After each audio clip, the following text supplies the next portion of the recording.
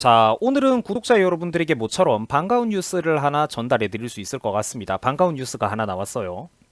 자, 조희연 서울시 교육감이 부당 특채를 이유로 교육감직을 상실하게 됐다라는 겁니다. 당연히 뭐 이 사람은 좌파 교육감이죠.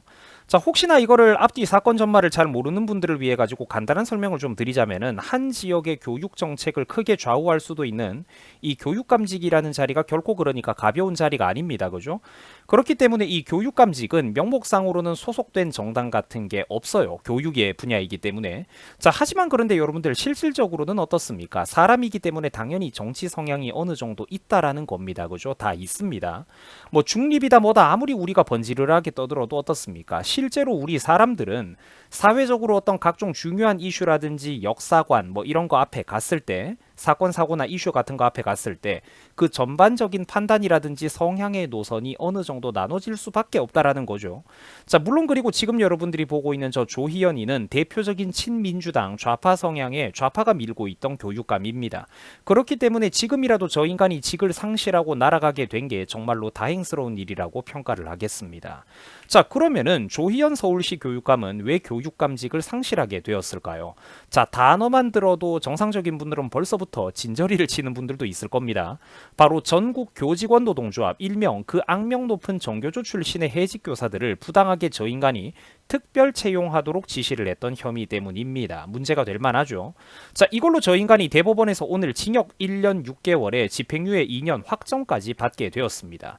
물론 이제 집행유예를 받았으니까 실질적으로 콩밥까지 안 먹게 되는 거는 조금 아쉽습니다만 그래도 좌파로부터 저 중요한 서울시 교육감직을 날려버렸다는 거기에 이제 우리가 의미가 있다라고 평가를 하겠습니다. 자, 그래가지고 지금 여러분들이 조희연의 이름을 이렇게 포털 사이트에 검색을 한번 해보시면은 이제는 전 교육감이라고 뜹니다. 참 빠르죠. 그러니까 우리나라가. 자, 조희연이의 원래 임기는 어떻냐면은 한 2년 정도 더 남아 있었다라고 합니다. 그런데 이제 저 인간이 빨리 날아갔기 때문에 차기 서울시 교육감은 다가오는 10월 16일 재보궐선거에서 다시 뽑는다라고 합니다. 자, 그러면은 제발 좀 이번에는 우파 교육감들이 단이라도 똑바로 하고 준비를 잘해야 되겠죠. 자, 근데 준비만 잘하면은 저절로 이길까요? 저는 그렇게 보지 않습니다. 정말로 중요한 게 또 뭐냐면은 선거 과정에서 제발 이상한 일이 없어야 된다라는 거죠. 그러니까 설사 누가 이기더라도 상대가 승복할 수밖에 없도록 명명백백하게 그 과정이 깨끗해야 된다라는 거예요. 관리가 잘 돼야 되는데 문제는 지금 대한민국 선거 꼬라지가 어떻습니까?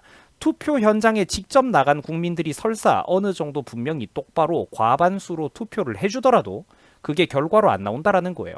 자꾸만 투표율이 역대 최대였다. 투표율이 역대급이었다라고 드립을 치면서 은근슬쩍 플러스 알파로 뭐를 합니까? 실제 현장에 투표하러 나갔던 오프라인의 정직한 인원수보다 추가로 자꾸 뭘 더 끼얹고 있어요. 그 제가 볼 때는 그래갖고 이걸 예를 들어서 실제 투표율이 50에서 55%였다라고 하면은 이거를 뭐 그러니까 뭐 한 70에서 75%라는 식으로 15%에서 20% 가까이 뻥튀기가 이루어지고 있다라는 겁니다. 어떤 뭐 좌가 이기든 우가 이기든 그러니까 현장에 실제로 정직하게 투표하러 나간 사람들의 인원수만큼만 투표지가 계산이 되어야 되겠죠.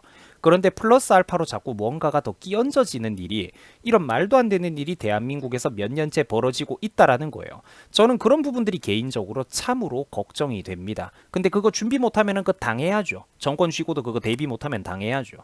자, 다시 본론으로 일단 돌아와가지고 대법원에서는 이번에 조희연 서울시 교육감에 대해서 이렇게 일이 진행이 됐습니다. 한번 설명해 보자고요. 자, 직권남용 권리행사 방해 그리고 국가공무원법 위반 혐의로 조희연이가 기소가 됐고요. 거기서 실제로 유죄 판결까지 뜨면서 교육감직을 상실하게 된 겁니다. 아까 여러분들이 보신 내용이죠. 자, 사건의 내막을 좀 더 디테일하게 설명드리자면은 대략 이런 겁니다. 자, 여기 보면 뭐 보조자료가 좀 문장이 난잡한데 여러분들은 저거 볼 필요 없고 제 설명만 들으면 돼요. 자, 조희연은 그래가지고 이번 사건을 두고 어떻게 했냐면은 당연히 나는 억울하다, 법 적용에 문제가 있다 이러면서 징징거렸습니다. 그런데 대법원에서는 잘못된 부분이 없다라고 이렇게 판단을 내린 겁니다. 지금 여러분들이 보고 있는 뉴스 참고 자료가 그런 얘기입니다. 참고로 대한민국의 어떤 법학자들이라든지 특히 판사 같은 애들이 좀 약간 똑똑한 척 하려고 말을 좀 복잡하게 문장의 가독성이 떨어지는 문장을 좀 구사를 합니다. 결론적으로 말하자면 조희연은 징징거렸고 대법원에서는 잘못된 부분이 없다. 뭐 이런 식으로 이번 사건이 흘러갔습니다. 자, 조희연 교육감은 2018년 정교조 출신의 해직교사 5명, 5명 등을 임용하려는 목적으로 인사권을 남용했다라고 해요.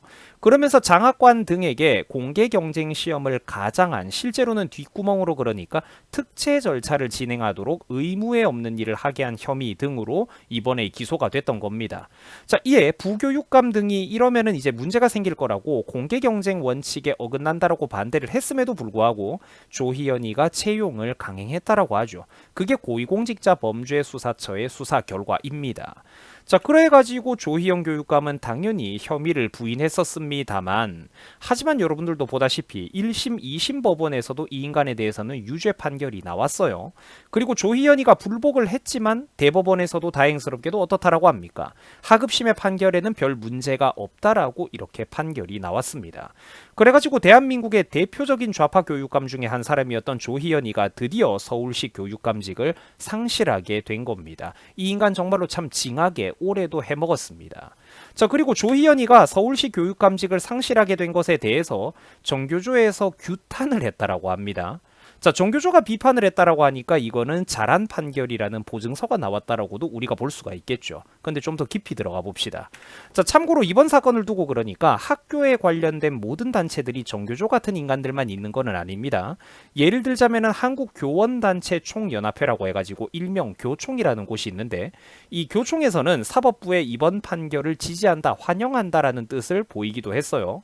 뭐라고 했냐면은 일부만 제가 가지고 온 건데, 이제 직선제, 그러니까 직선 교육감의 인사권이 법과 공정성보다 우선일 수는 없다라는 그런 사실을 확인한 판결이다. 사법부 판결을 지지하는 거죠. 그리고 또 뭐라고 했냐면은 직선 교육감제 하에서의 자기 사람 보은 인사, 위법, 특혜, 특별 채용 이런 것들은 예외 없이 이제 엄단하고 근절하는 계기가 되어야 된다라고 판결 내용을 지지하기도 했었습니다. 자, 반대로 여러분들 이쪽 세력에 대해서는 여러분들이 이름만 들어도 현기증이 올라오고 느낌이 팍팍 오실 텐데요. 교사 노동조합 연맹, 그리고 전국 교직원 노동조합, 정교조죠. 정교조 서울지부 같은 곳에서는 조희연에 대해서 유죄 판결을 한 거는 대법원의 확정 판결이 잘못됐다라고 이렇게 규탄을 하고 난리를 쳤다라고 합니다. 자, 그런데 이제 이런 거를 보면은 정확하고 훌륭한 판결이라는 보증서가 나왔다라고 우리는 이제 두 발 뻗고 편하게 바라볼 수가 있겠죠.